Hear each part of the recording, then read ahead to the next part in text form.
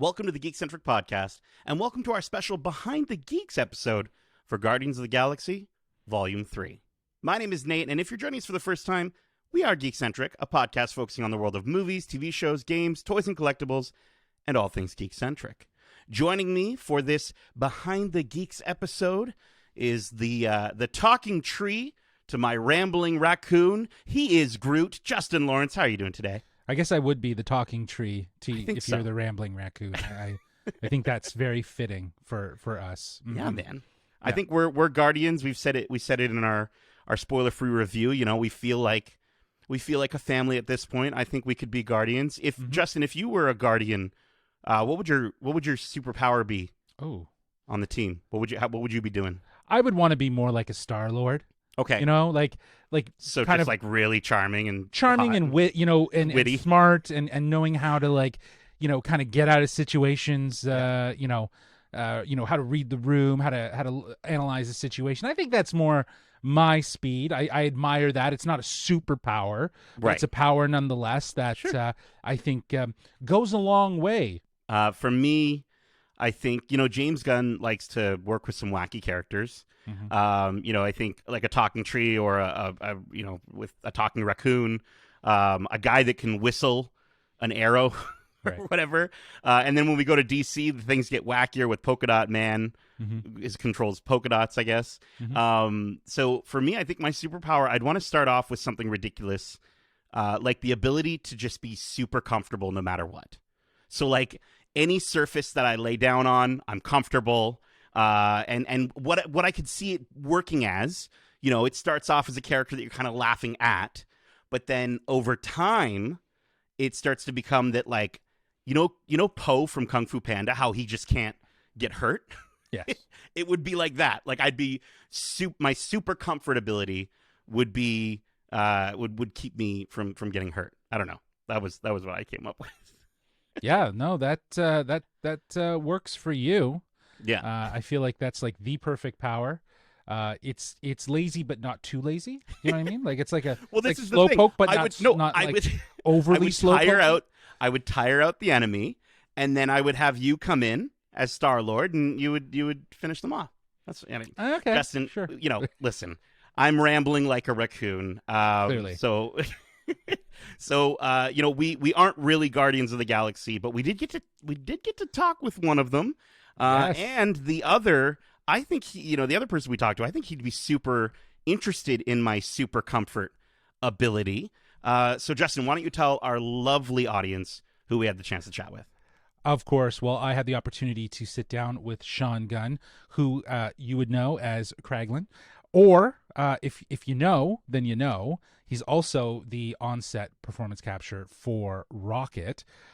So that was a great conversation. And Nate, you had a chance to sit down with CHUKWUDI IWUJI, High Evolutionary, the villain of this movie, which was also a fantastic conversation, if I might say so myself. Huge thanks to our friends at Disney Studios Canada and Marvel Studios Canada for helping to set this up. Again, we're just so humbled to have been included. Yeah, this was a lot of fun and super, super grateful for the opportunity.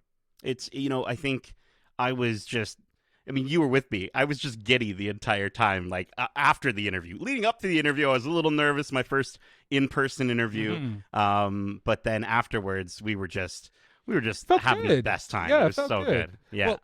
Well, I think we should just move right into the interviews. let our lovely audience check them out, and then let's talk a little bit more about them after. Awesome. Well, listen, please enjoy our interviews with Sean Gunn and CHUKWUDI IWUJI. Hey, Sean. My name is Justin. Hello. Welcome to the Geekcentric podcast. Thank you so much for taking the time to talk to us. How are you? Thank you. I'm doing well. This is a fun time in my life. Yeah, I can only imagine. Today I told my wife I was going to be chatting with Sean Gunn, and her immediate response was, "You mean Kirk?" Gilmore Gilmore Girls. Girls. Yeah. And it was surprising to me because she never remembers anyone's name, so she totally knew who you were. I like that. I still get it. The Gilmore Girls fans are crazy. They're crazier than the Marvel fans, believe it or Oh, not. I don't doubt it. My wife loves the show. But I've also known you from a variety of your work, primarily as Kraglin. You've been a part of this franchise for almost 10 years now. Yeah. And there's been some time that's passed. I want to know, in your own words, where's Kraglin at right now? Well, when we leave Kraglin off at the end of the second movie, he's been given the Yaka arrow by Peter Quill, which is an emotional moment, and it's a lot of responsibility. We know from the tag scene in that movie that he has not mastered the arrow because he's whistling it into Drax, and then we know from the holiday special that he's not really using it. He's not even really trying it because he's sort of afraid of failure. And so that's where we pick him up. He feels a lot of responsibility, Kraglin, to find his place within the Guardians, but he's afraid of messing up too. Yeah. No, I totally agree. I think everyone in the movie is kind of on a journey of self-discovery and discovering something new about themselves. And yeah, absolutely love that. Now, you're not just Kraglin, of course. You're the on-set performance capture for Rocket. What's it been like working with Bradley Cooper to kind of collaborate on bringing that character to life? And even just for yourself, it's been, again, almost 10 years doing the motion capture. What new things have you learned? Yeah, it's been a heck of a thing. I mean, it takes a team of people to create Rocket. And I look at it almost a little like a relay race sometimes. It's like my brother James writes the character and it basically lets us all know where we're going. Hands the baton to me. I work with the other actors on set. Then I hand it off to the visual effects team, who takes part of what I do and starts to animate the character, and then the anchor comes in and Bradley puts the whole thing together and makes the whole thing work. And doing that over 6 films now has been an interesting experience. It's made me feel very, very close to Rocket, and knowing how sort of this third movie really dives into what it is that Rocket sort of means within the context of this whole story, was very emotional for me.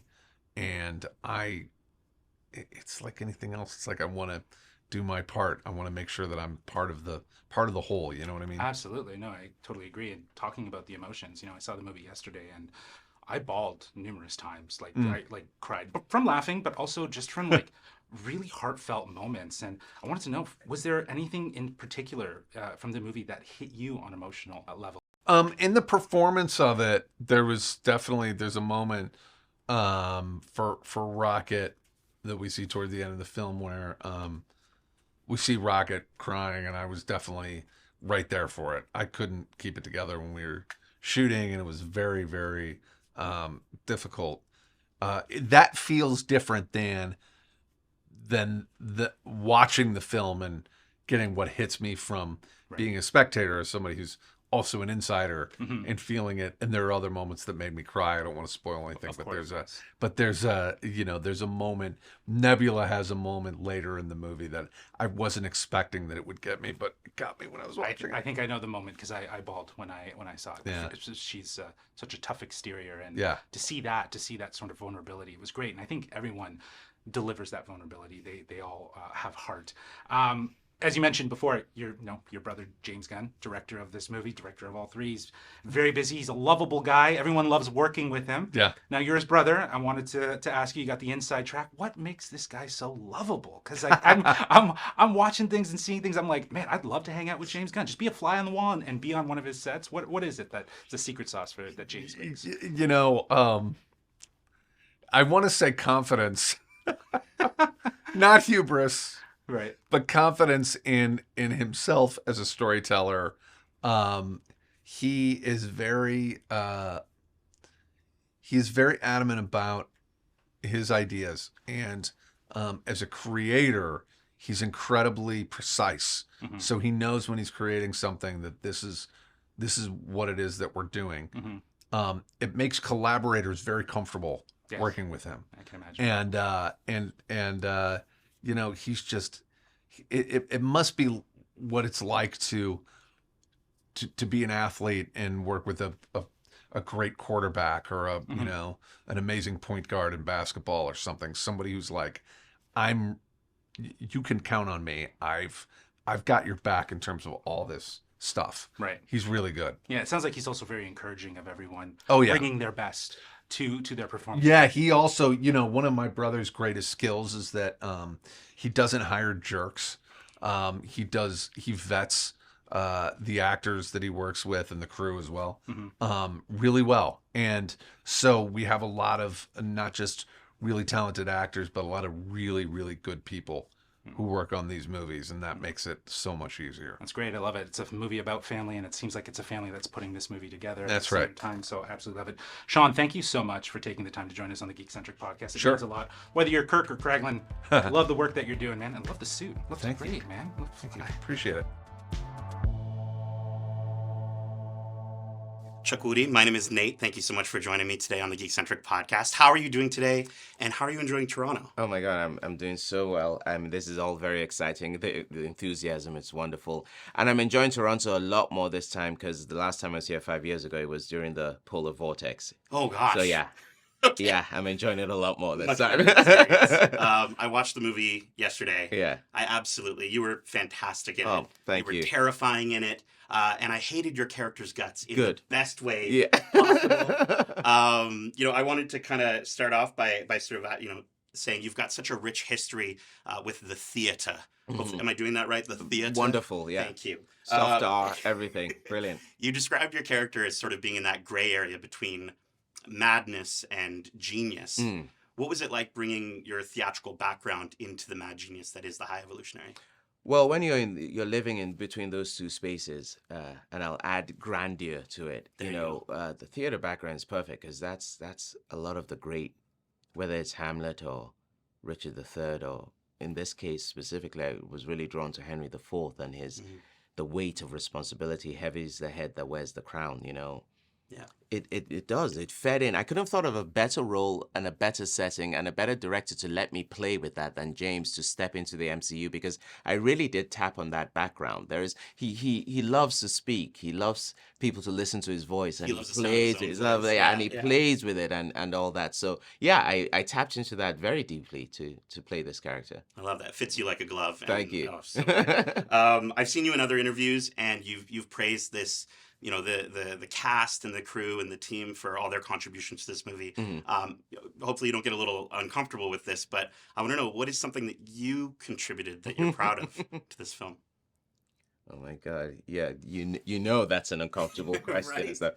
Well, you know what? Your response when you came in here and the response of a few people I've spoken to makes me know that that goal we had to create this guy that was unflinching, uncompromising, terrifying. The words, the way you've described the adverbs or adjectives you've used and all that made me go, okay, I at least got to what I was hoping to get to. You know what I mean? Yeah. So I'm glad I brought that. And also, James could have had asked anyone, a lot of bigger names than myself.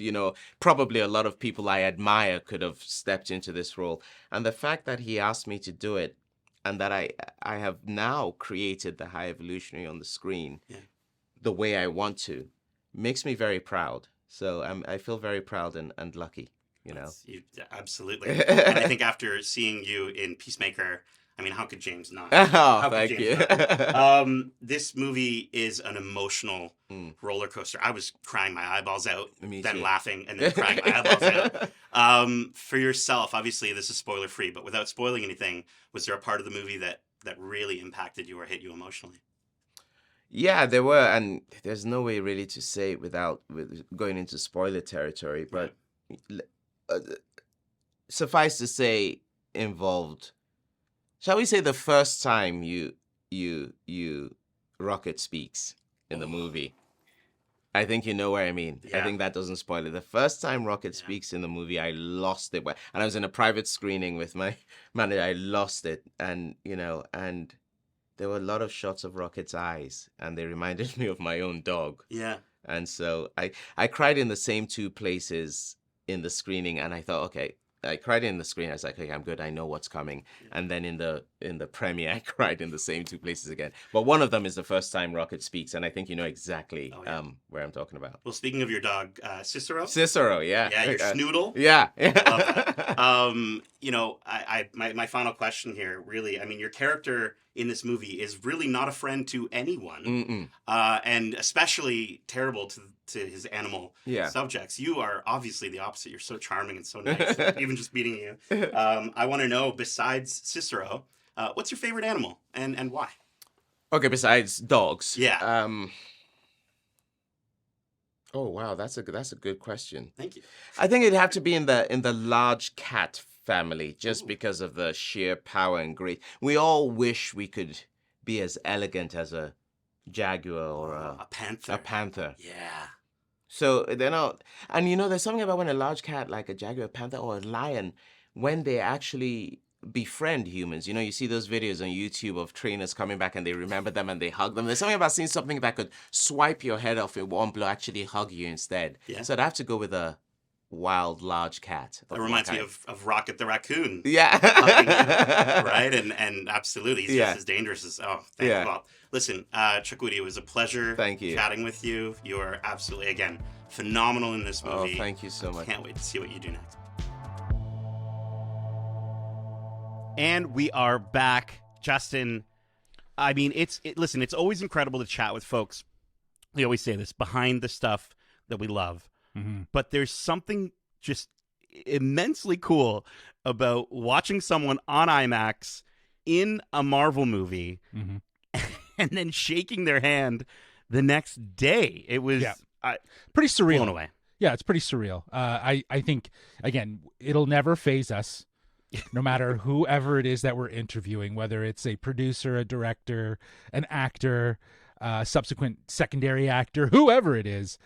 It'll never phase us at these amazing opportunities, and just the ability, like you said, to connect with them and get a little more insight. You know, I love that both of us kind of aligned our questioning in and around moments that emotionally hit them. And I love that, you know, Chukwudi was very you know, humbled and sincere about exactly where for him hit the hardest, without giving spoilers, so I appreciate that. But I also love, like, Sean was able to kind of just align with, there's two aspects to it. There's the performative aspect of it, you know, being in that moment, playing Rocket, and then on the flip side, being the audience member and watching it. So I love that he was able to share kind of two sides to that experience, because as we know, and if you haven't seen the movie, but you've seen the trailers, Rocket's story is very much a focus, and it's an emotional story. And even in these interviews have alluded to, it's kind of the heart of Volume 3. So, you know, I love that they were able to at least offer it up without necessarily feeling too intimidated about spoiling anything. So I appreciated that. Well, hearing that you know, Sean broke down on set honestly makes a lot of sense, because, you know, we talked about in our spoiler-free review about how incredible the performance capture is in this movie with Rocket, you know, done by Sean Gunn with the voice work, a little bit from himself. Yeah, I didn't even get a Bradley chance Cooper. to mention that in the interview, because I had it in my notes, but I completely forgot. But he did do the voice of younger Rocket, and then to hear Chukwudi say that, like, the moment that you hear young Rocket, you know, Rocket first speak for the first time, which I'm thinking it might be Sean. I'm not sure. Noah. It could have been the youngest. Noah. It could have version, been the I youngest think. version. Yeah, it might have been. You're right. Well, it's cool that we both got to chat with them, because they would have had such a unique relationship on set, given that, you know, Chukwudi would have been hanging out with Sean Gunn quite a bit in their interactions. I think kudos to you, Justin, for getting the inside track on what makes James Gunn so lovable. I loved hearing that he's super specific in choosing to not work with jerks, I think is the way that Sean put it. And honestly, that's how you create a family environment. And it's this movie, it's so clear, the chemistry with this cast. I mean, it always has been phenomenal. And now that makes so much more sense, knowing that James is so particular with who he brings on for these projects. Well, like I said at the end there to wrap it up, it's a movie about a family made by a family. It sounds like, but I really did I wanted to ask a question that allows us to kind of learn a little bit more, because James Gunn seems like a really cool guy. Sure. The way he posts his stuff about his life and how open he is, and his wedding looked like a really great time and stuff like that. It just looks like he would be cool to hang out with. And Right. as someone who's always wanted to be on a set, just to even be a fly on the wall to see how it's done, his environment, his set environment is one that intrigues me the most, because of how lovingly everyone speaks about working with James Gunn. Just everyone loves this guy. And as many of the actors have said, there's always that opportunity that James Gunn will say, okay, do whatever you want. Do whatever you want. I've gotten what I need. Do whatever you want. And, as an actor, they love that opportunity to maybe dive a little deeper, maybe go the other direction with something and deliver something. And if you can have a safe environment to do that, it seems like James Gunn is very much built on that. Yeah, well, and I mean, I think, speaking of expressing yourself, I think Chukwudi, his ability to bring his theatrical background, hearing him just mention Henry IV, I was like, perfect. Yes, absolutely. Like the High Evolutionary, he thinks he's got such a responsibility to better the world the way that he thinks it should be, and that's the main problem with characters like that, is that they only see it one way. I don't know. I love that he was proud of aiming for that, and he absolutely nailed it. He hit the target. He hit the target 100%. Entirely. Again, like you said, he nailed it to a T, and I love that he's proud that people hate him. He's proud that people just they're just like, you are the worst villain in the MCU, but in the best possible way, meaning I hated your guts, and that's a good thing, right? Because you'll never forget that performance. You'll never forget it, and it'll haunt you. It'll literally haunt you when you think back. And I think we were talking about this in the spoiler free, but we've talked immensely about a variety of villains throughout the MCU who audience members can sort of align with on a moral standpoint, Killmonger or Zemo or even Thanos. Right. So here we have, someone who we don't align with as an audience members are not aligning with as a villain. They Hopefully don't not. see the moral standing. Hopefully no, not. They see again this desire for perfection, this sort of God complex that is just, sort of imbued in the High Evolutionary, and it's sickening. Do you know what I mean? It's awful. I almost think it was better in some ways than Gore the God Butcher. Do you know what I mean? Yeah. I think Gore the God Butcher could have leaned in a little bit more to what the High Evolutionary and that sort of strategy. But again, that's another movie. That's another director. But yeah, I think he's probably quite easily, he's the best villain thus far in the latest phases of 4 and 5 to kind of introduce, other than Kang, obviously, but we'll see what happens with that. He's definitely up there. Last two things before we wrap up, I wanted to mention it was great to hear that Gilmore Girls fans are still going crazy. # crazy for Kirk. Yep. Apparently. Crazy for Kirk. Yeah. No, I have no doubt of it. My wife loves that show, or anything that just suddenly reminds. She'll always just be like, oh, like in Gilmore Girls. I'm like, okay. Just random. I guess that's the equivalent, though, to me when she says something and I'm like, oh, like that MCU movie. Yeah. Right? And she's like, I don't know what you're talking about. Oh, yeah. Exactly. Yeah. Exactly. If you know, right? If you know. And I was happy to know that Chukwudi thought that what is your favorite animal was a good question. Sometimes we go into these interviews, and as I mentioned earlier, this was my first in-person interview, and I it was one of those things where I was like, I want to get some good questions for it, but at the end of the day, sometimes you just got to talk about your favorite animals, and I love that he chose big cats. Well, to be fair, you didn't lead with that question, so that's good. That was my first thing I asked. Yeah, you got to have one simple question in the back pocket, right? So I'm glad that he enjoyed it, though, and he came up with a really good spot. I love when you guys both have this moment where it's like a panther, right? Yeah, and you're like, yeah. And the way he says panther is he's got beautiful, such a phenomenal. Oh, voice. he's like like you said, theater. Soft R, just everything. It was just I It nailed was it. perfect. Yeah, you nailed it, apparently. Well, that is it. We hope you enjoyed this special Behind the Geeks episode. And if you did, make sure to subscribe to us right here on YouTube. Or if you're listening to this on a podcast service, click that subscribe button. We've got a ton of great episodes covering the latest in movies and TV shows, including our recent spoiler-free reviews for Star Wars Visions Volume 2, and then Guardians of the Galaxy Volume 3, and the Super Mario Bros. Movie, and so much more. We also have a ton of interviews like this one for you to check out, like our interviews with the executive producers of Star Wars Visions Volume 2. Justin had a really wonderful, good, deep conversation with them about that series, and it's just so phenomenal. Please, we're recording this on May the 4th. Just watch it, okay?